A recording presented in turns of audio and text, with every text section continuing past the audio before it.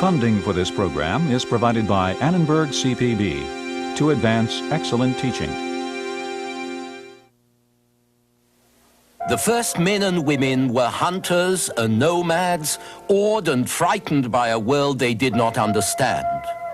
They invested great energy in rituals, sacrifices, temples, tombs, and with religion came gods and god-kings, magicians and priests, and the beginnings of a more complex society.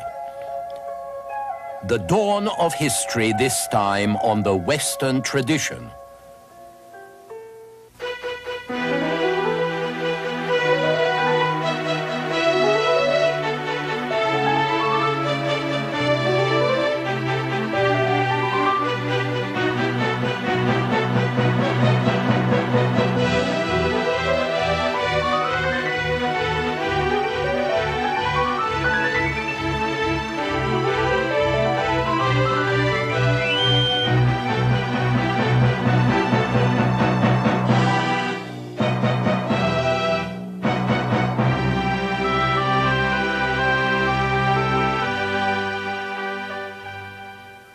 I'm Eugen Weber, and I teach history at UCLA, which is the University of California at Los Angeles. Today, I begin my personal journey through the history of Western civilization. I say personal because one man or one woman's view of history is not necessarily another's, as we shall see again and again during the next 52 programs. If you're wondering how we're going to cram several thousand years into 52 half hours, just remember that here in America we do everything very fast. For example, here is the history of the world in 4 minutes flat, just to get you in the mood. It's an excerpt from a film called Why Man Creates, by a creative man called Saul Bass.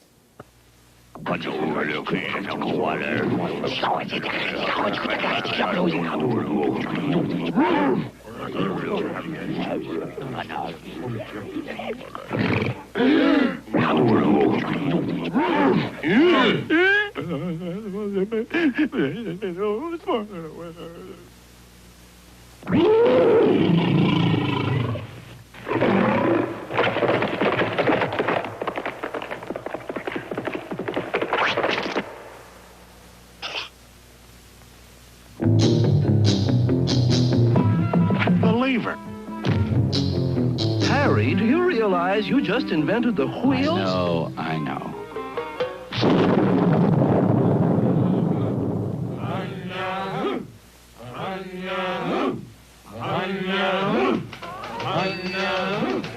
Bronze, iron.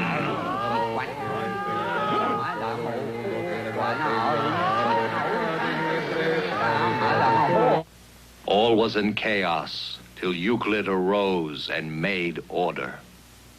What is the good life? And how do you lead it?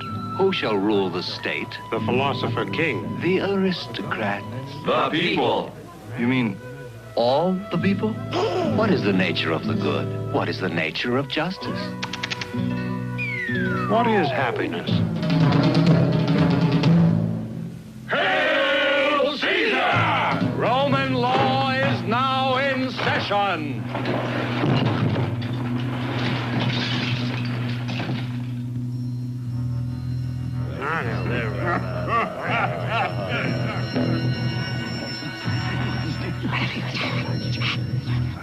Allah be praised. I've invented the zero. What? Nothing. What is the shape of the earth? Flat. What happens when you get to the edge? You fall off. Does the earth move? Never.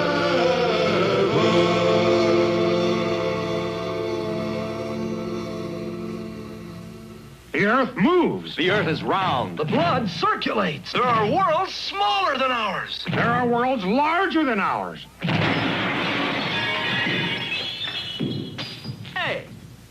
are you doing? I'm painting the ceiling. What are you doing? I'm painting the floor.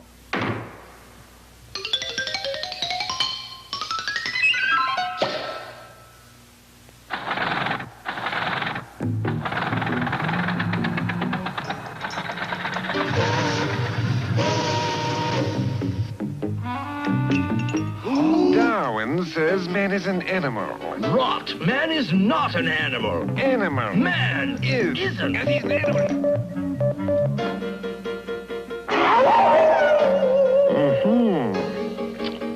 Shall we start from the beginning?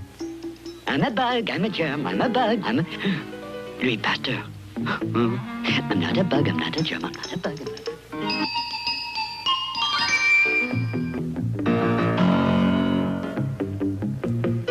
Think it'll work, Alfred? Well, let's give it a try. What do you think? It worked. All men are created. Life, liberty, and the pursuit. Workers of the world. Government of the people by the world people, must be made enforced safe for the War democracy. to end A league all of war. nations. I see 1/3 of a nation ill-housed, ill... One world.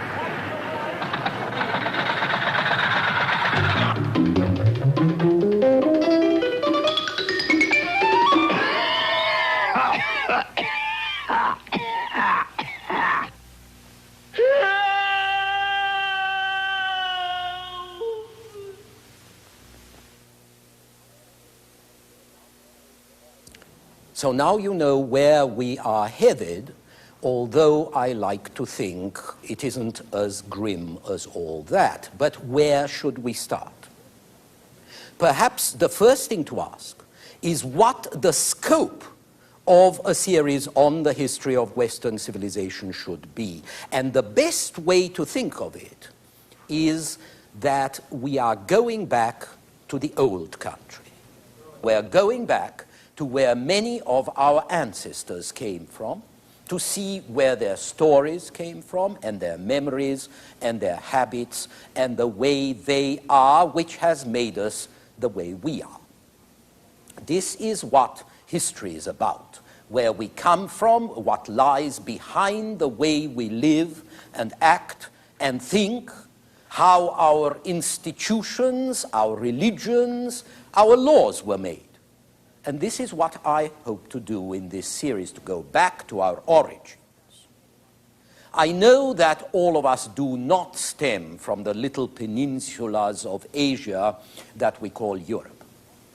But the language, the culture, the politics of the society we live in stem from there. And so it's an important journey for us to take from the very beginning. For our purposes, let's start about 60 million years ago, when the age of giant reptiles comes to an end. At that time, dinosaurs ruled. Mammals were cowering, timorous beasties that could never have challenged the superbly designed dinosaurs. And then, bang, a comet hits the Earth, the dinosaurs disappear, mammals get a chance to evolve, and among the mammals are the primates who tend to swing about in trees. Over 5 million years ago, one of these primate species, whose descendants made these footprints, one of these gets up on its hind legs. It doesn't make up its mind to go biped, but the less they hang about in trees, the more the primate's upper arms can be used to carry things. And the less they swing from trees, the longer their thumbs grow until they become opposable, which is convenient for grabbing and manipulating. And then, about 2 million years ago, these hands turn out a miracle, an artifact, a tool, something they had fashioned themselves. And this is when we are no longer speaking of apes, but of something recognizably human, in which a larger brain and manufactured stone tools go together. Like all primates, these beings close to human form that we call hominids did not have very good claws compared to a tiger, didn't have very good fangs compared to a wolf. But they found that if they wanted to grasp things, hands were superior to jaws. For example, with your hands, you can take a nut, you can put it on a stone, you can hit it with another stone, you can break it. Sometimes a stone would slip and chip the other stone, and God knows how many flints were chipped and flaked by mistake until one of these hominids actually saw what he had done and realized that he could do it again, and deliberately. From that day on, primitive flint tools like these saved him from using his teeth for a lot of things. In the next 2 million years, he turned from vegetarian to carnivore, and the massive teeth made to chew on bark and grass and tubers, these teeth fined down. The powerful jaw muscles that imprisoned the skull relaxed. The brain that had been squeezed into the narrow skull began to expand. And this peculiar, thinking animal was engaged on the road of thought and of dental decay. It was only around 7000 BC that Stone Age people really learned to make fire by friction or by striking flints. Fire and thought together allowed hominids to expand into new habitats and ever more distant lands, even in times when glaciers like this one were pushing practically into the tropics and our ancestors had to think or die. So they thought. And they quickly realized that thinking did not prevent death. Here, for the first time in the history of life, a creature makes the imaginative leap that lets it conceive its own end by looking at the end of a creature like it. To imagine my death from the death of someone like me, to feel diminished, mystified, terrified by death and by the dead. And to deal with corpses and their mystery, and the terror they generated, man develops rituals, myths, religions, into which he invests an immense amount of energy. So that for millennia, a significant portion of the little surplus of what people grew and made went into tombs and temples like Stonehenge here. I can talk about these ruins because about 100,000 years ago, something that we can loosely call language, something like language developed. A new tool that allowed people to communicate meaningfully with one another. And then, in the new Stone Age, which is the age of Stonehenge, they also begin to devise primitive but revolutionary ways of storing information outside themselves by notches and markings and drawings, which means that now human beings could convey information not by word of mouth alone, but by signs, as we do in writing. Above all, these first men and women were hunters, gleaners, and nomads moving across the steppes and forests in small clans, following the animals and plants off which they fed. Most of the cave paintings we have found are obviously the work of artists who were part of a hunting society. Then, somewhere around 10 to 12,000 years ago, some of these people settled down and we got an agricultural revolution, its origins as obscure as those of fire. When man discovered how to make the ground bear fruit, how to domesticate animals, how to store the product of his labors, he also developed a sense of property.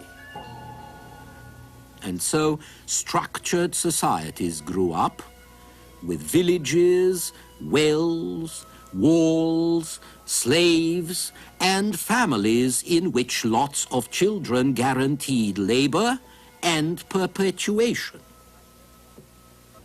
I say all this breezily, but you have to understand how long it all took. I told you that Stonehenge was built 3,800 years ago. Now, the first stone tools go back 2.5 million years. The first stand-up creatures about our own size appear 1.6 million years ago. The first flaked flints appear 100,000 years after that. The first burials go back 70,000 years. And then at around 10,000 BC, we finally reach the Neolithic, or New Stone Age, when our journey really begins. Neolithic societies and families depended on fertility and security, but both of these were very precarious indeed. Stone Age agriculture goes with warfare. It goes with endless raids and counter-raids for the neighbor's crops, for the neighbor's pigs. And so these people were never free from fear. Fear of thieves, of raiders, of evil spirits, of nature, you name it. And the rituals to protect them from danger, to secure good hunting, good crops, success in battle, these rituals were crucial. And so these people developed increasingly complex magic techniques, most of which involved human sacrifices. They established their property and their welfare on heaps of human corpses. Very few religions have ever done without sacrifices. And human sacrifice, with its terrifying emotional impact, enhances the power of religion to shape our imagination. In due course, more sophisticated religions were going to substitute animals for humans. But this kind of cut-rate salvation would have seemed quite useless in the late Stone Age. The paradox is that all these sacrifices were intended to help the forces of life, as symbolized by this earth goddess. Stone Age peasants worshipped the forces of nature, ever burgeoning, ever dying, ever renewed, and in this preoccupation with fertility, we find the origins of religion, kingship, political institutions, and basic social patterns. We don't know how this worked, but it may be that once humans had figured out the relationship between sexual intercourse and childbearing, they created rituals based on the sexual act, rituals which they hoped would bring about the fertility of nature. In many prehistoric rituals, a male impersonated the seed and so assumed the role of leader. He became what the ancient Britons called the grain king. At first, he was killed and buried, planted really, and replaced by a young and vigorous successor, and the people who acted this out, in whom the forces of nature were thought to be incarnated, these people were seen as gods and goddesses, or as something very close to gods and goddesses. But eventually society was persuaded that the grain king's death could be made just as magically effective by going through the motions, by symbolism. And when that happened, then the grain king was on his way to becoming a real king as well. And this transition would be facilitated if he was also the war chief of the clan. We're not sure if this is the way it really happened, but we do know that real kings in Egypt and Mesopotamia did perform many of the functions in fertility rituals that I attributed to the grain king. In the earliest societies, it's possible to speculate that women might be worshipped as the creators of life. But while the reproductive power of woman is recognized in mythologies and rituals, the position of women in agricultural societies was far less free and equal than it was in hunting societies. And this was probably accentuated by a new tool that made it easier to grow crops, the ox-drawn plow. Because it required considerable strength, the plow was generally used by men. Women were left to do almost everything else with most of the drudgery and practically no status, because men spent most of their time raiding or looking out for raiders. Agriculture and husbandry, religion and war would henceforth be the enduring benchmarks of human experience, the former to produce a subsistence and a small surplus, the latter to confiscate and consume them.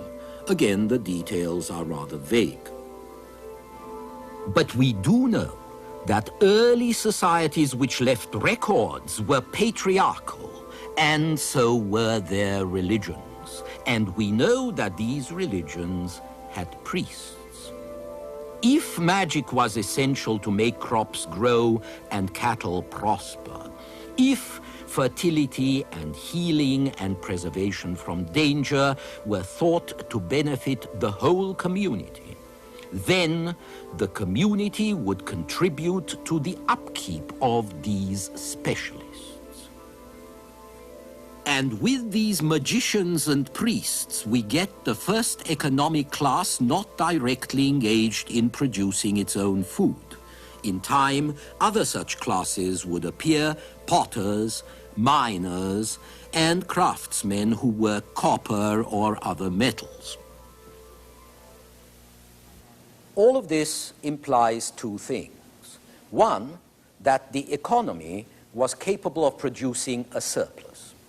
Two, that things were getting more complicated, that not everybody was self-sufficient anymore, which in turn led to trade with further specialization, further surpluses, markets where surpluses were exchanged, and eventually bigger settlements not directly connected with agriculture, which we call cities and towns. And then this economic differentiation would produce a social differentiation. Society would then divide into the rich, nobles and freemen, and the poor, dependents and slaves, with the rich having most of the land, becoming lords over the others. These lords fought among themselves because, being human, they wanted to dominate or to despoil one another. Then, as now, greed and revenge seem to dominate what you might loosely call political activity. And so men joined under the authority of the strongest, or were forced to join, and a landowning system developed which lasted thousands of years and which looks very much like the feudal system of the Middle Ages, where one man holds his land from another and owes him payment and service in return. This sort of evolution was general. We find it in India, in China, in the Near East, and also at a later time, but in similar circumstances, in Europe. but it would be most early and most marked in areas where people were thickest on the ground, where the struggle for land was most intense, where organization for production, for defense, was most important. And these conditions were to be found in the area that we know today as the Fertile Crescent, that small portion of Asia and Africa that runs from Mesopotamia and Syria in the east to Egypt in the west. As we shall see in our next program, the ancient Egyptians. Until then, I'm Eugen Weber for the Western tradition.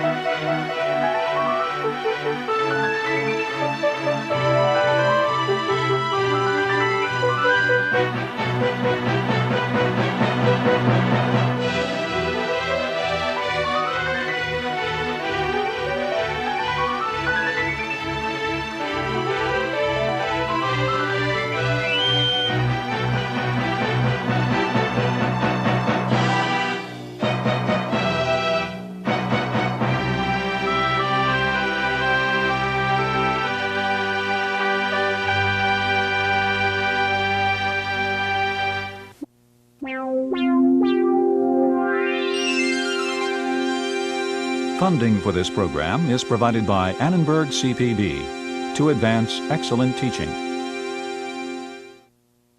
For information about this and other Annenberg CPB programs, call 1-800-LEARNER and visit us at www.learner.org.